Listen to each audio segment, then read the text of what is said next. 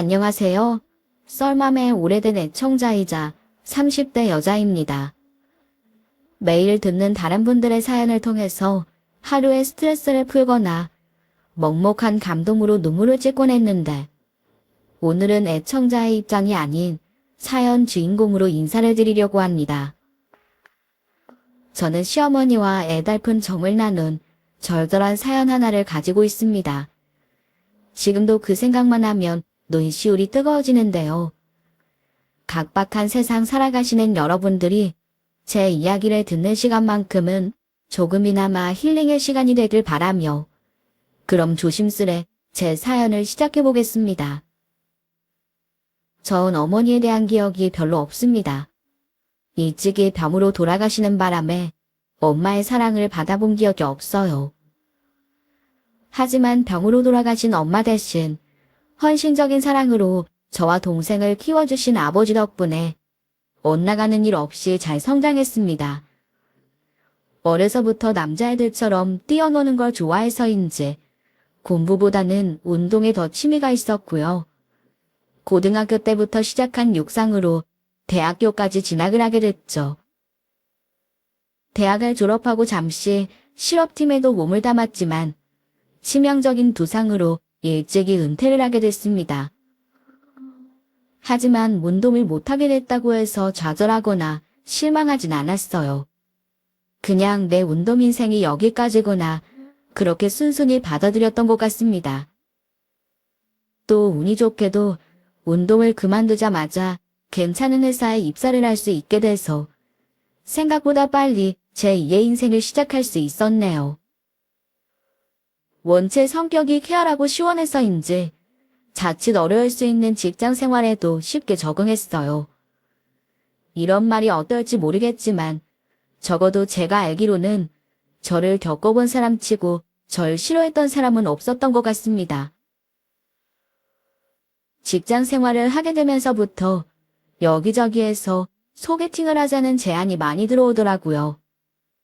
항상 운동에만 전념을 하느라 연애다운 연애 한 번을 못한 제가 남자 보는 눈이 있을 턱이 없었죠. 그래서인지 남자를 여러 번 만나봐도 마음에 썩 들거나 호감이 생기진 않았습니다. 마음에도 없는 소개팅에 지쳐갈 때쯤 친구 하나가 진짜 괜찮은 남자를 소개시켜준다고 하더군요. 유림아, 이 남자 진짜 괜찮다니까? 직업 군인인데 사람이 성실한 데다가 자상해서 너한테 정말 딱이야. 직업 군인? 군인이랑 만나면 좀 피곤하지 않나? 얘는 피곤하긴 뭐가 피곤해. 군인도 공무원이야. 월급 따박따박 나오지, 대출 잘 나오지. 나라에서 집도 해주지, 연금도 있지. 사람만 괜찮으면 이만한 직업도 없다? 아니, 그보다는 뭔가 통하는 게 있어야지. 아무리 직업이 좋으면 뭐하냐? 그러니까 한번 만나보라고. 만나봐야 통하는지 안 통하는지 알 거 아냐. 전 친구의 말을 믿고 마지막으로 딱 한 번만 더 소개팅을 나가보기로 했어요. 안녕하세요. 이유림이라고 합니다. 네, 처음 뵙겠습니다. 오동혁입니다. 처음 만난 그 사람은 곰처럼 듬직한 체구에 까무잡잡한 각진 얼굴로 누가 봐도 나 군인이에요 하는 얼굴로 앉아 있었습니다. 하지만 또 눈빛이 초롱초롱한 게 험상궂지 않고 선한 면모도 엿보이더군요. 그 남자의 첫인상은 그랬습니다. 제가 운동을 해서 그런지 제가 참 좋아하는 메모를 가지고 있더라고요. 함께 식사를 하면서 이런저런 이야기를 나누다 보니까 통하는 부분도 많았어요. 여태껏 만나본 사람 중에 가장 마음에 드는 사람이었죠. 그리고 그건 그 남자도 마찬가지였나 봅니다. 우리는 첫 만남부터 금세 어색함을 털고 무척 가까워졌습니다. 그렇게 저희는 바로 연인이 되었고 1년 반 만에 결혼을 약속하게 되었어요. 사실 결혼에 큰 관심이 없던 제가 결혼 발표를 하니까 주변 사람들이 무척 놀라더라고요. 아버지와 남동생은 물론 저와 가깝게 지내던 친구들까지 제 결혼 소식을 믿지 못했습니다. 그런 제게 축하도 많이 해주었지만 우려 섞인 걱정도 많았어요. 야, 유림아. 직업 군인이면 근무지도 여기저기 옮겨 다녀야 할 텐데 그거 되게 골치 아프고 고달픈 거다. 게다가 네가 네 남편 내조나 잘할 수 있을 것 같니? 남편 상사랑 그 와이프한테까지 굽실거려야 할 텐데 네 성격에 그게 되겠냐? 그래, 너 말 잘했다.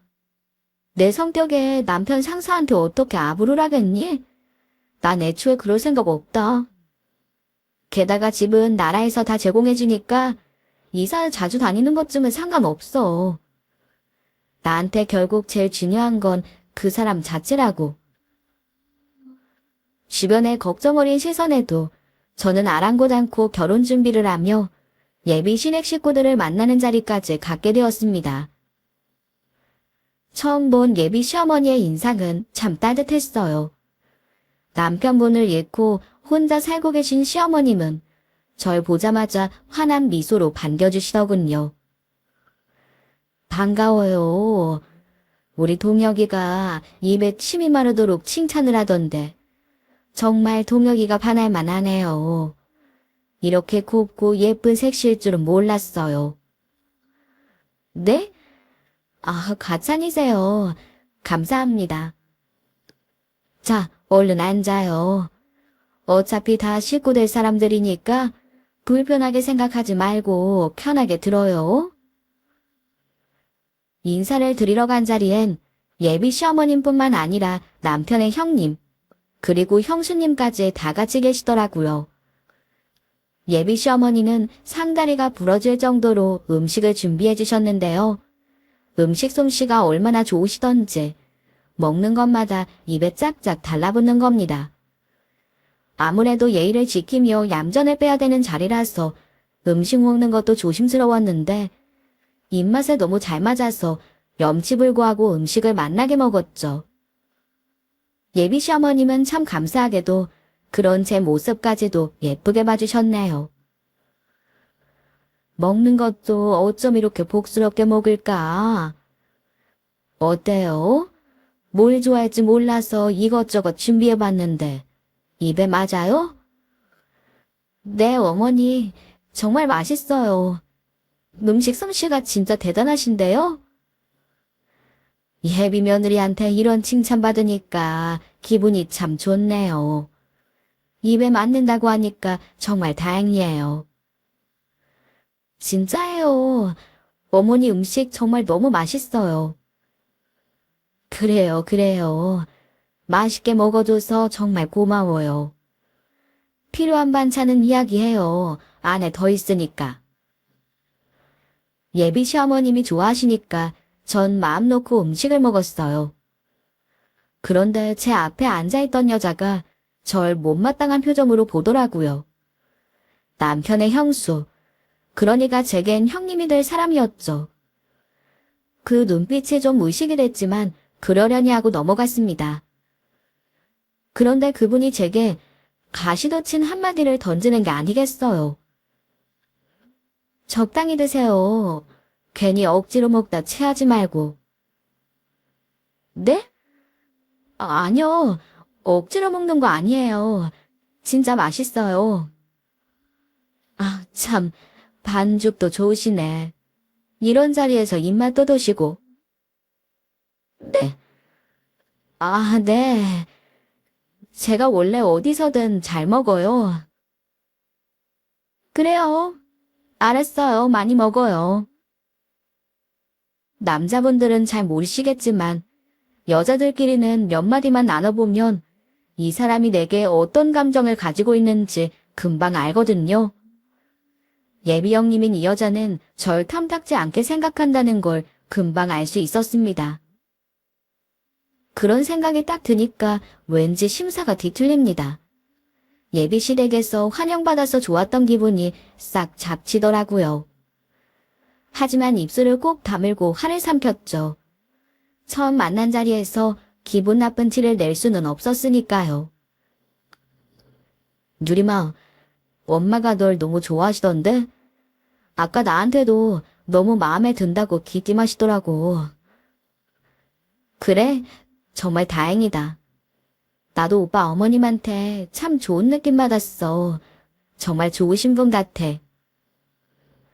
그렇게 말해줘서 고마워. 우리 엄마지만 정말 괜찮은 분이셔. 너랑 진짜 잘 맞을 것 같아. 결혼하면 내가 어머님한테 더 잘할게. 어머님이 예뻐해 주시니까 너무 기분 좋다. 진심으로 예비 시어머니와 저는 잘 맞을 것 같았어요. 어려서 엄마의 사랑을 느껴본 적이 없던 저에게는 정 많고 부드러운 시어머니가 무척 정감 있게 다가왔습니다.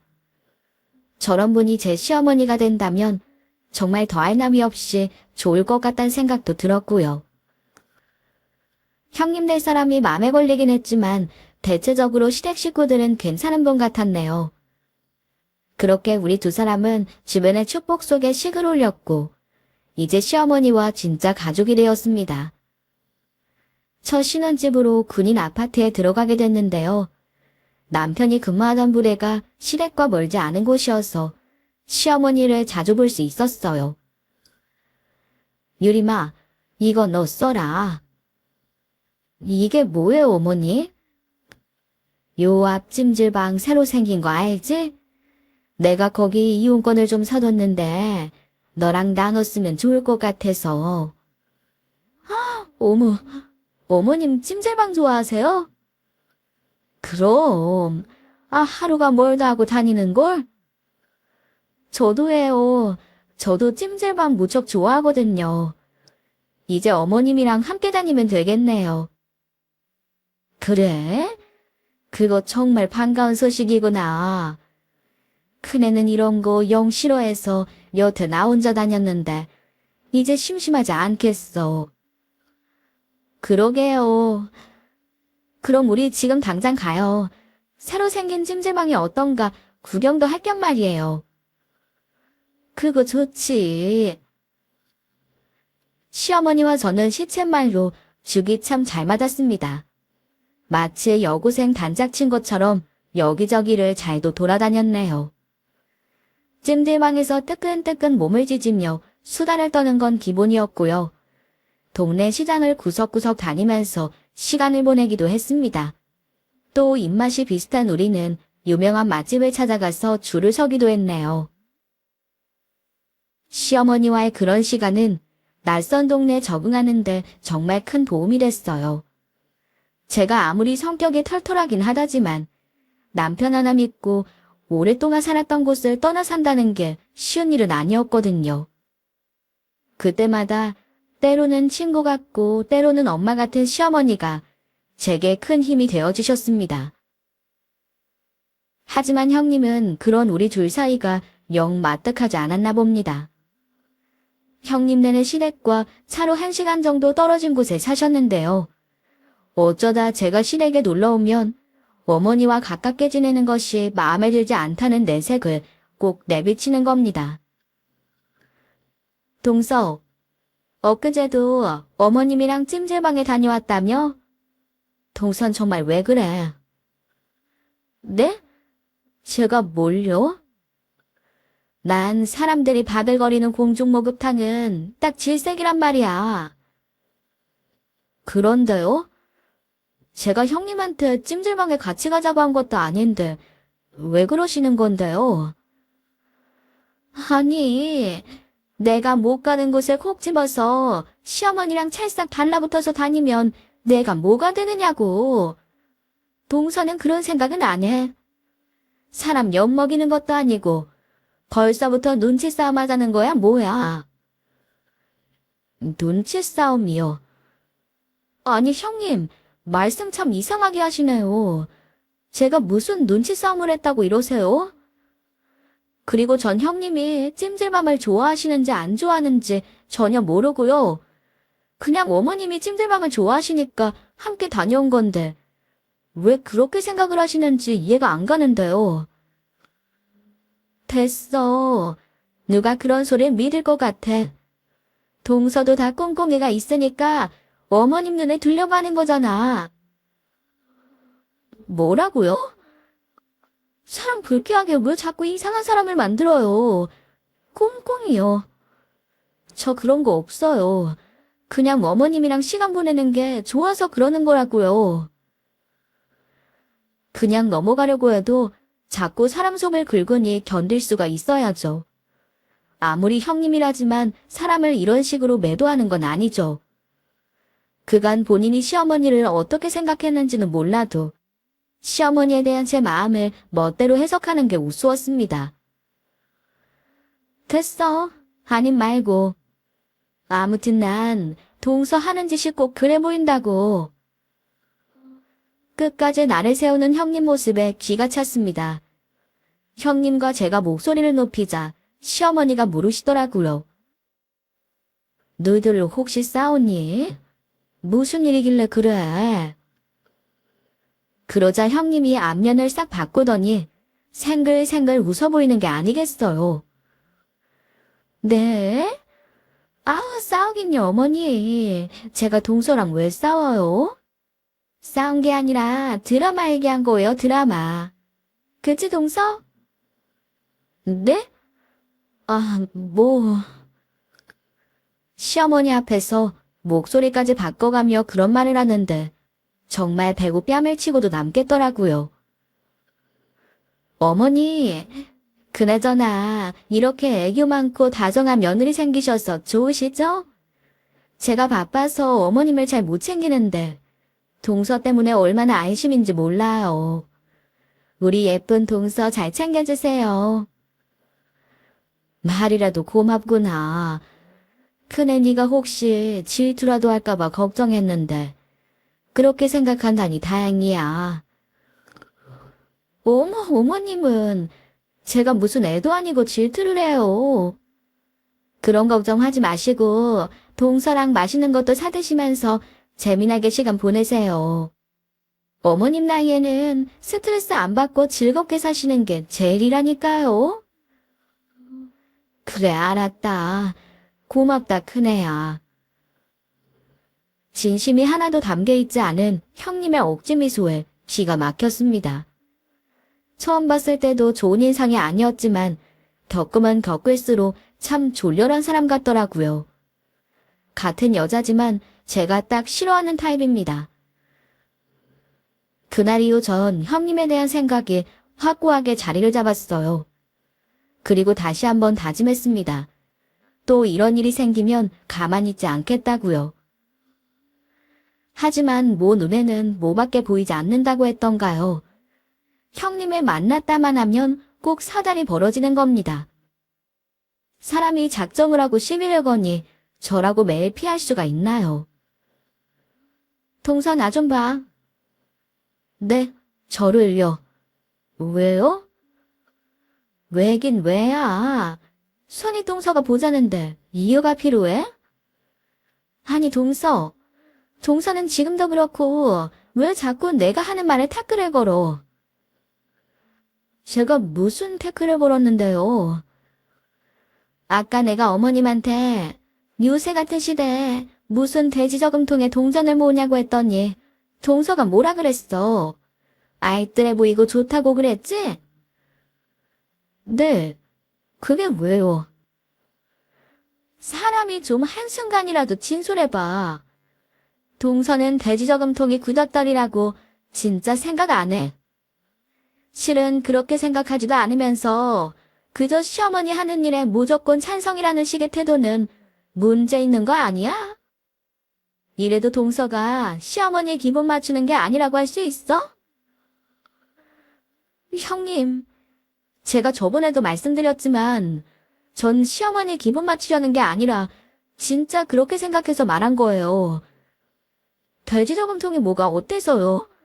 왜 모든 걸 형님 입맛대로 생각하시냐고요. 참나. 그래, 마음대로 해. 동서가 아무리 그래봤자 소용없다는 걸 왜 몰라? 동무는 어차피 장남 우선이라는 거 알지?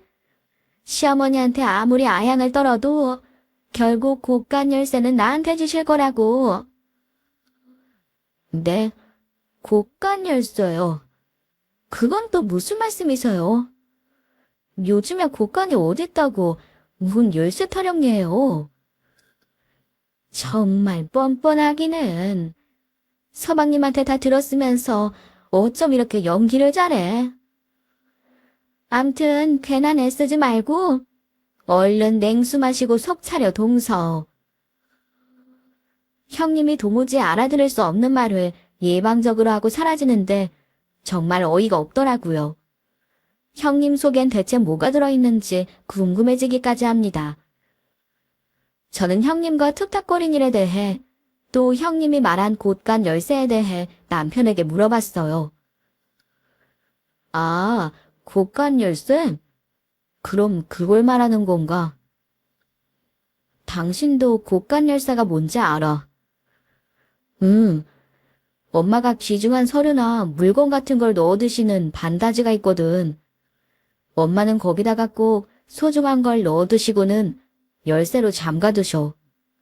형수가 말한 곳간 열쇠가 아마 그걸 얘기하는 것 같은데? 아, 그래? 안방에 있는 반다지 말하는 거구나? 맞아, 그거. 등기 서류니 예금 통장 같은 중요한 서류를 꼭 거기에다가 넣어두셨거든. 남편의 설명을 듣고 보니까 왜 형님이 곳간 열쇠를 운운하는지 이해가 가기 시작했어요. 결국 형님의 말은 어머님 재산은 자기 것이 될 거라는 뜻이었습니다. 내막을 알고 나니 더 열이 받더군요. 어머님이 멀쩡히 살아계시는데 벌써부터 재산에 탐을 내는 것도 우습고 또 제가 그 재산이 욕심이 나서 어머님에게 알랑방귀를 낀다고 생각하는 것도 짜증이 납니다. 그래서 그동안 사사건건 절 경계하고 의심하던 거였어요. 사람 됨됨이가 경만스럽고 얄팍하기 그지없죠. 형님들은 다른 사람들이 다 자기처럼 생각하는 줄 아는가 봅니다. 저보다 나이도 많은 사람이 어쩜 그런 생각밖에 하지 않는 걸까요? 정말 형수가 그렇게까지 얘기했다고. 참나, 누가 들으면 엄마가 돌아가시는 날만 손꼽아 기다리는 줄 알겠네. 제 얘기를 들은 남편도 불편한 기색을 감추지 못하더라고요. 그렇다고 일일이 따져묻기도 그렇고 혹시라도 시어머니에게 들어가기라도 한다면 많이 상심하실 것 같아서 조심스러웠습니다. 그런데요, 형님의 그런 본심이 여실히 드러난 사건이 생기고 말았습니다. 시어머니가 자꾸 배가 아프고 손발이 붓는다고 해서 병원에 검진해 받게 됐는데 급성 신부전이라는 무서운 병에 걸렸다는 걸 알게 됐어요. 급격히 신장 기능이 저하되는 바람에 몸에 여러 문제를 일으키는 질병이었는데요. 문제는 치료 방법이 딱히 없다는 점이었습니다. 고령이라서 신장 이식 수술도 어렵고 그저 상태가 악화되지 않도록 관리하는 수밖에 없다고 하더군요. 일주일에 3번씩 투석을 받아야 하는데 한 번 투석을 받을 때마다 너덧 시간은 좋게 걸리는 일이었습니다. 또 한 번 투석을 받고 나면 온몸에 진이 다 빠지는 무척 힘든 과정이었어요. 어머님에게 그런 큰 병이 생겼다는 사실은 제겐 큰 충격이었습니다. 항상 보이는 미소처럼 늘 건강하실 줄로만 알았는데 갑작스레 약해진 모습을 보는 게 참 힘이 들더라고요. 그렇다고 손 놓고 볼 수만은 없었습니다. 제가 정성을 다하면 어머님이 언젠가는 괜찮아지실 거라고 믿고 옆에서 열심히 보살펴드려야겠다고 마음먹었네요. 어머님이 투석을 가시는 요일에는 제가 꼭 차로 어머니를 모셨어요. 그리고 투석을 마칠 때까지 기다렸다가 집으로 다시 바래다 드렸죠. 어머니, 오늘은 투석 받을 때 어떠셨어요? 많이 힘들지 않으셨어요? 그럭저럭 마쳤지 뭐. 그나저나 유리마, 나 때문에 매번 이렇게 시간을 써서 어떡하니? 다음부터는 내가 혼자 올 테니까 오지 마라. 에이, 그게 무슨 소리예요. 며느리 뒀다 어디다 쓰시게요. 그냥 며느리랑 데이트한다 생각하세요. 원래 어머님이랑 저랑 시간 자주 보냈잖아요. 진짜 저는 괜찮으니까 신경 쓰지 마세요. 그래, 우리 둘째 며느리 덕분에 내 마음이 한결 가볍다. 고맙다. 고맙다는 말은 마시고요. 그저 어머니 건강 회복하는 데만 신경 쓰세요. 먹는 것도 잘 가려 먹어야 하는 거 알고 계시죠? 그럼 알다 마다. 고맙다 고마워. 아우 참 어머니도 그런 말씀 마시라니까요. 투명하는 중에도 절 안심시키려는 듯 미소를 보이는 어머니가 어찌나 안쓰러워 보이던지 정말 속상했습니다. 제발 어머님이 기적적으로 회복하시길 간절히 빌며 제 바람을 담아 어머니를 모시는 것밖엔 할 수 없었네요. 전 시어머니를 위해서 뭐든 다 할 수 있다는 각오였어요. 만일 어머니가 수술이 가능했다면 제 신장을 기꺼이 떼어드렸을 거예요.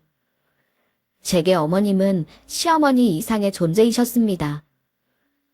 시어머니는 엄마의 사랑을 몰랐던 제게 가슴이 먹먹할 정도로 큰 사랑을 주신 분이세요. 저한테는 친어머니와 다를 바가 없었죠. 혹시라도 그런 어머님에게 큰일이라도 날까 크나큰 근심뿐이었네요. 저는 남편에게 이렇게 말했습니다. 여보, 당신 꼭 이 부대에서 전역해야 돼. 응? 그게 무슨 말이야? 혹시라도 당신이 먼 곳으로 전출이라도 간다면 나 못 따라가니까 그렇게 알아. 왜? 그럼 남편 안 따라가고 어디에 있게? 우리까지 가버리면 어머님은 누가 돌봐줘. 나라도 곁에서 챙겨드려야 하잖아. 그러니까 어머님 건강해지실 때까지 그렇게 하라고.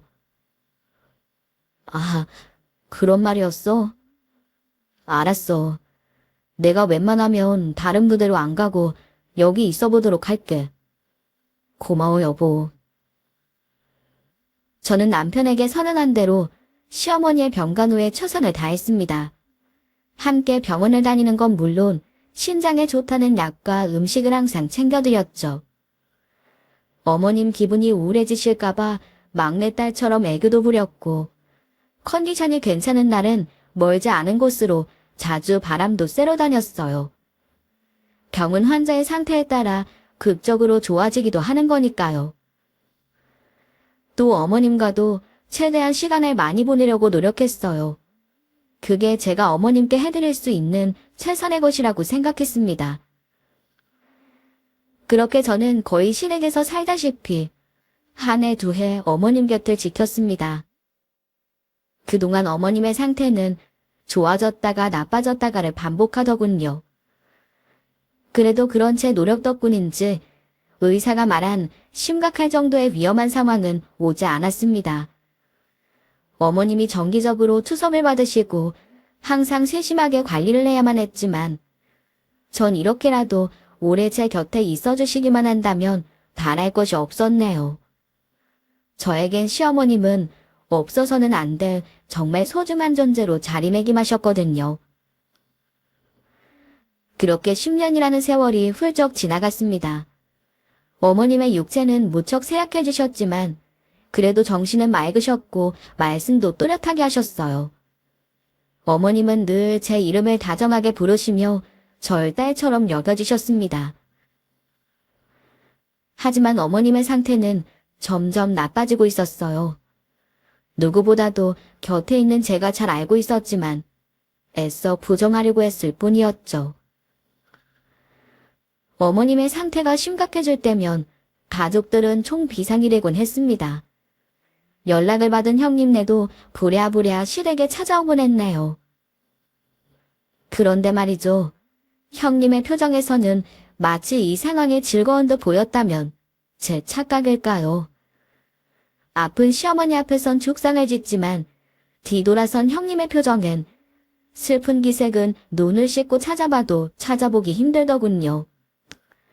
뿐만 아니라 날이 갈수록 경세가 악화되는 시어머니 앞에서 엉뚱한 소리를 내뱉기도 했어요. 아우, 어머니가 이렇게 아프셔서 어째요. 추석이라는 게 참 사람 잡는 일이라서.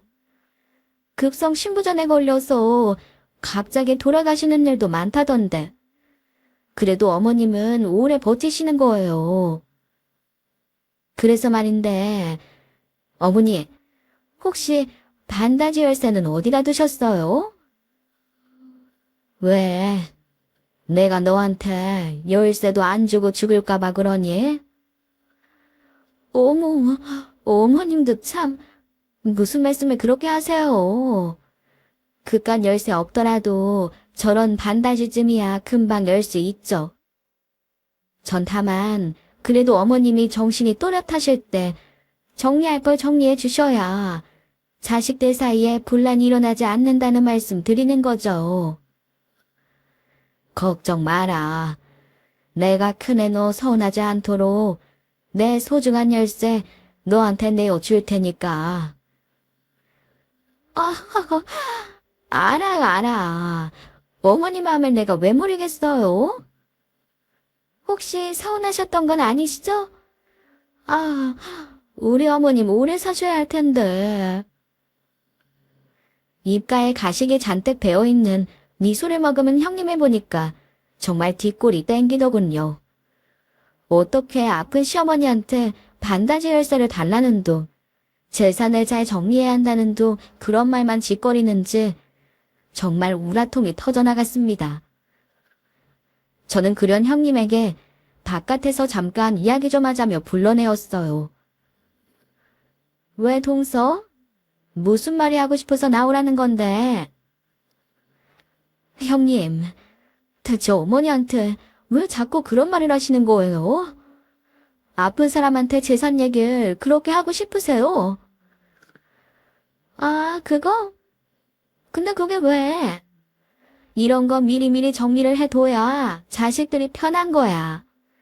정리 없이 금방 돌아가시면 동서랑 나랑 눈에 불을 켜고 싸울 텐데 어디 그래야 쓰겠어?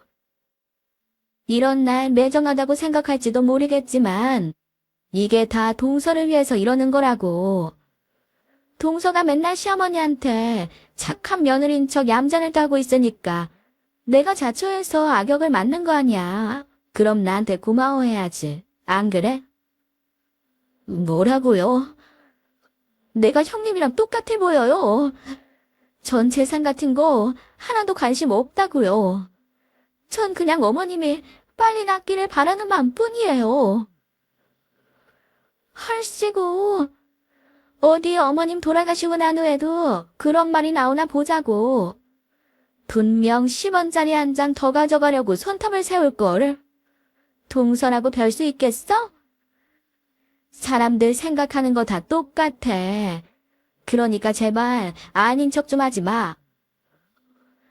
뭐라고요? 형님, 왜 자꾸 절 이상한 사람으로 만드세요? 그래, 동서는 끝까지 착한 며느리 해. 난 못된 며느리 돼도 받을 거 받는 게 제일 좋으니까. 그리고 아까 어머님이 나한테 열쇠 주신다는 말 똑똑히 들었지? 어머님이 재산 분배해 주신 대로 감사히 받는 거다. 괜히 나중에 토닥이 없어. 정말 형님만 아니었다면 당장 저 주둥아리를 뭉개버리고 말았을 겁니다. 뚫린 입이라고 막말을 쏟아내는데 정말 못 봐주겠더군요. 아픈 시어머니를 두고 괜히 집안 분란 일으킬까봐 정말 이악 물고 꼭 참았네요. 하지만 그런 게 다 무슨 소용이 있겠습니까? 시어머니의 병세는 날이 갈수록 더 악화되었습니다. 어느 날 어머님이 저희 가족들을 모두 불러 모으곤 한 방울의 기력까지 쥐어짜가며 마지막 말씀을 남기셨어요. 내가 아무래도 이제 명이 다한 것 같다. 다들 이 늙은 애미 살피느라 고생들 많았다. 특히 우리 둘째 며느리 덕에 내가 이제껏 살 수 있었던 것 같아. 유림아, 정말 고맙다. 너 때문에 참 행복한 시간이었어. 어머니, 왜 그런 말씀을 하세요? 앞으로 제가 더 행복하게 해드릴 테니까 기운 내시라고요. 어머님은 눈물을 글썽이는 저를 지그시 바라보시며 옅은 미소를 보이시더군요. 그 모습에 가슴이 찢어질 듯 아팠습니다. 어머님은 다 죽어가는 목소리로 말씀을 겨우 이으셨어요. 영감이 남긴 재산이랑 그간 내가 모아온 재산을 너희들한테 남기려고 해. 우리 첫째한테는 반다지 열쇠를 주마. 그 안에 있는 것들은 전부 첫째, 너희들이 관리하고 간직하렴. 그리고 우리 둘째 며느리한테는 내 문갑 위에 올려져 있는 돼지 저금통을 치려고 한다. 복이 많은 돼지니까 우리 둘째가 갖도록 해라. 아유, 눈꺼풀이 너무 무겁구나. 나 이제 그만 자야겠다. 어머님은 그런 마지막 말씀을 남기시곤 스르륵 잠이 드셨어요. 마치 며칠 동안 밤을 새운 사람처럼 고나게 주무시는 것 같았습니다. 그리고 다시는 눈을 뜨지 않으셨네요. 어머님은 그렇게 편안한 표정으로 우리 곁을 떠나시고 말았습니다.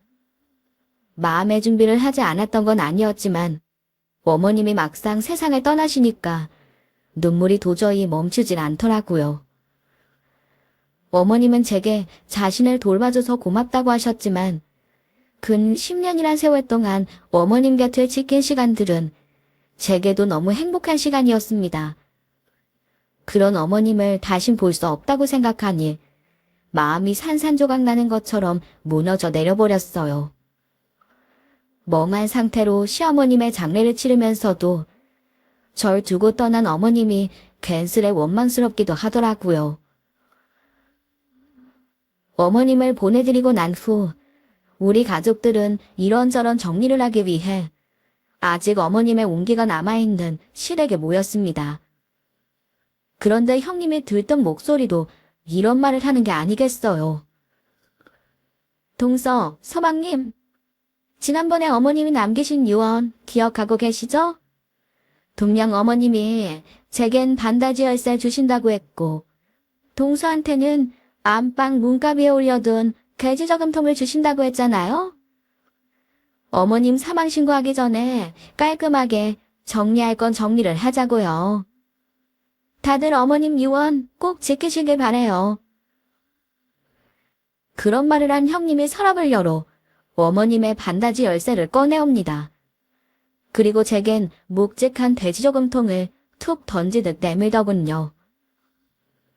자, 여기 어머님이 남기신 동서몫이야.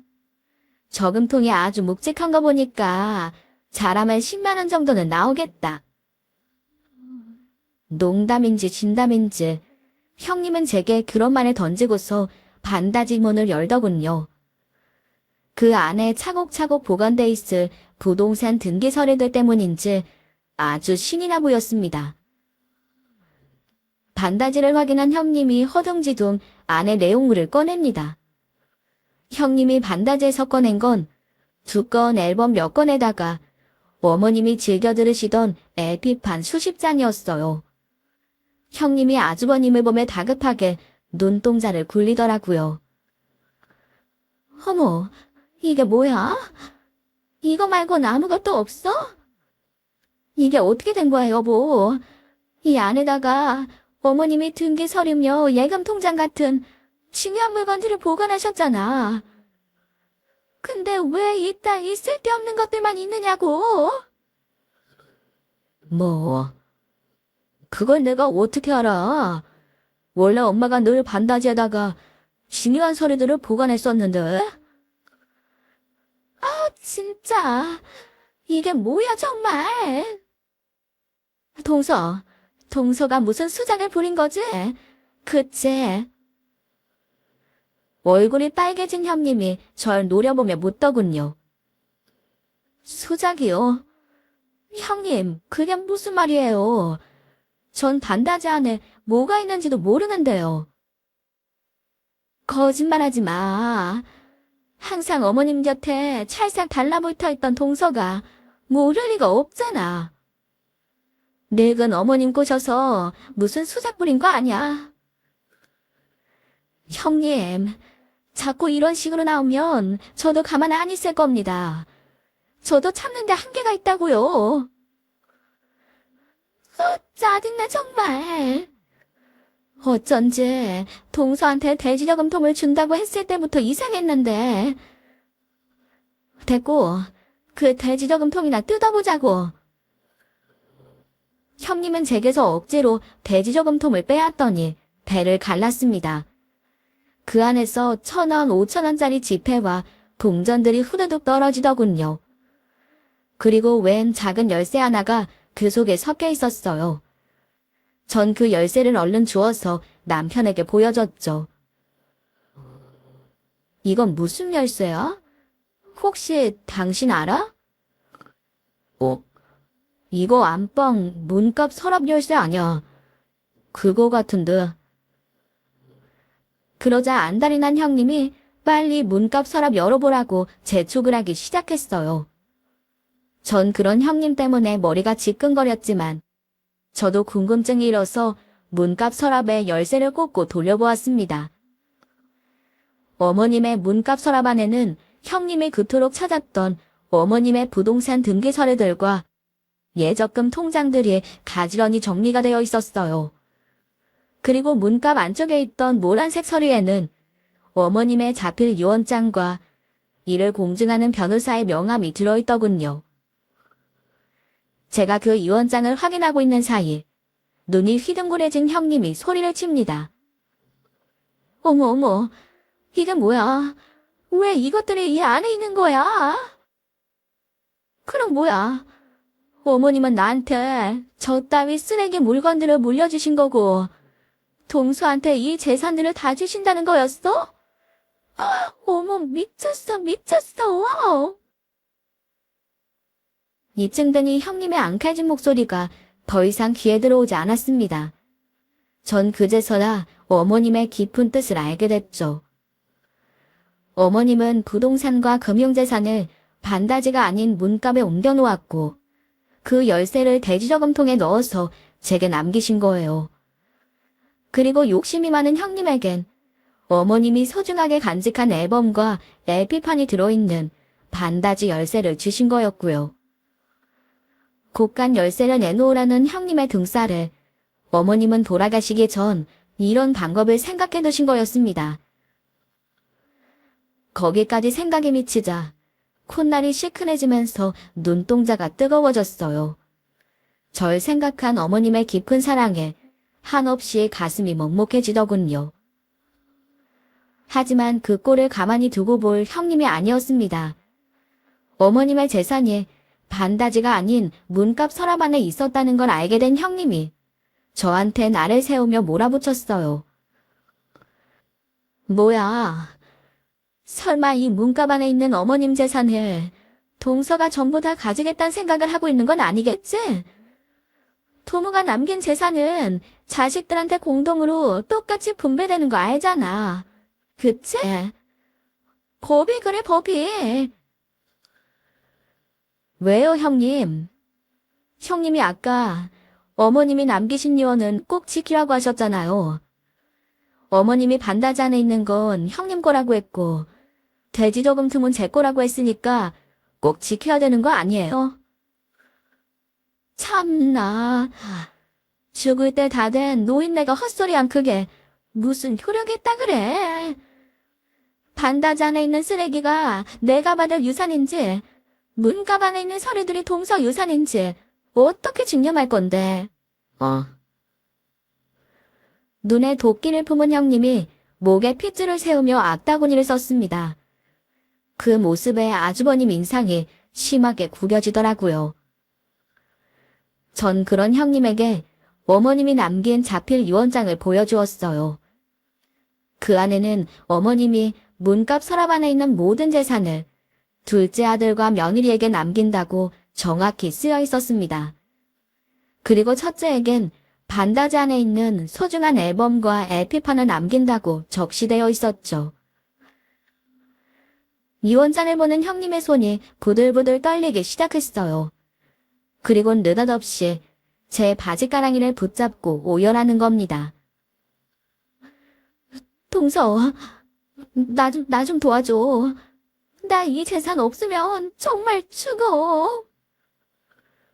아유, 왜 이러세요, 정말. 이건 놓으세요. 동서, 제발 부탁이야. 절반이 아니고 3분의 1이라도 좋으니까 어머님 재산 좀 나누자. 어? 나 이 돈 꼭 필요하단 말이야. 정말 왜 이래요, 형님. 형님이 좋아하는 법대로 하면 되잖아요. 전 어머님 유언대로 할 테니까 그렇게 하세요. 사실은 나 집을 담보로 주식을 하다가 깡그리 다 날려먹었어. 이 돈 없으면 우리 식구 길거리로 나앉을지도 몰라. 그러니까 동서, 제발 예점을 생각해서 조금만 도와줘. 어? 뭐라고요? 형님의 돌발 고백에 놀란 건 저뿐만이 아니었습니다. 한숨을 푹푹 쉬고 있던 아주버님이 눈을 동그랗게 뜨더라고요. 뭐라고? 당신 지금 뭐라고 했어? 집담보대출? 주식? 그게 다 무슨 소리야? 아니 여보, 내가 진지하게 말을 하려고 했는데. 암튼 어머님 재산 없으면 우리 정말 큰일 나요. 그러니까 당신이 좀 말해봐요. 절 보며 낯짝 엎드린 형님이 계속 울고불냐 애원했어요. 어머님이 남긴 재산을 나눠달라고 말입니다. 알고 보니 형님은 아주버님 몰래 주식에 손을 대고 있었고 야금야금 자본을 깎아먹다 집 담보 대출까지 받아서 무리한 투자를 했던 모양입니다. 하지만 큰 손해를 입는 바람에 돈이 절실히 필요했던 거였죠. 당신 미쳤어. 당신이 무슨 주식 투자를 하겠다고 집까지 날려먹었냐고. 다 잘 살아보려고 한 거죠. 내가 나 혼자 저차고 그랬겠어요?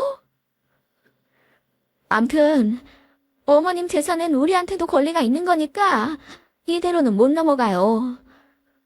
동서, 나 이거 나눠주지 않으면 소송까지 걸 거니까 그렇게 알아. 금방 제 바지가랑이를 잡고 애원하던 형님이 돌변에서는 절 협박하기 시작했어요. 그래요. 마음대로 하세요. 아무리 그래도 전 눈 하나 깜짝하지 않을 테니까요. 제 단호한 태도의 형님은 발을 동동 구르며 가슴을 쳤습니다. 이윽고 화가 난 아주버님이 형님에게 호통을 치면서 형님을 질질 끌고 돌아갔네요. 난리 북새통에 혼이 쏙 나간 저와 남편은 마음을 겨우 추스르고 어머님 유언장을 작성한 변호사에게 연락을 했어요. 변호사는 기다렸다는 듯이 모든 절차에 대해서 설명해 주시더군요. 법적 효력에 있는 자필 유언장과 어머님 육성이 담긴 동영상까지 있으니 소송을 걸어도 소용이 없을 거라는 조언도 해주셨죠. 하지만 의외로 형님은 저희에게 소송을 걸지 않으셨습니다. 그리고 얼마 뒤 아주버님은 형님과 이혼을 했다는 소식을 전하더군요. 그동안 돈만 밝히던 형님에게 염증을 느꼈던 아주버님은 이번 주식 투자 문제로 형님과 합의 이혼을 하기로 결정했다고 하시더라고요. 못난 와이프 때문에 재수씨 속을 썩였다며 미안하다는 사과까지 하셨어요. 어머님이 남긴 재산에는 미련이 없으니 10년간 병간호한 재수씨가 갖는 게 맞는 것 같다는 말도 덧붙이셨습니다. 하지만 전 형님과 이혼까지 하게 된 아주버님에겐 어느 정도 재산을 드리는 게 맞다고 생각했어요. 그래서 남편과 이 부분에 대해서 의논을 한 후 합리적인 선에서 재산을 나눠드렸네요. 제겐 시어머님이 남기신 재산보다 제게 아낌없이 주셨던 사랑과 마음이 더 소중했거든요. 반다지 안에 정리되어 있던 앨범과 LP판들은 형님 대신 제가 보관하고 있습니다. 그 안에는 젊었을 적 시어머님의 모습과 흔적들이 고스란히 남아 있었어요.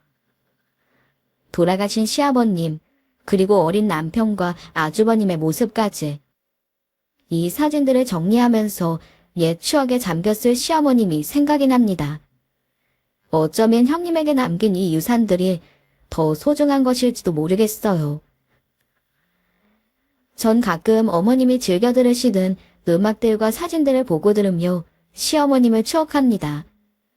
제게 큰 사랑을 아낌없이 주셨던 시어머님이 아직도 많이 그립네요. 제 사연은 이쯤에서 마무리하려고 합니다. 들어주신 애청자분들에게 감사의 말씀을 전하며 좋은 말씀 많이 남겨주시길 바랍니다. 감사합니다.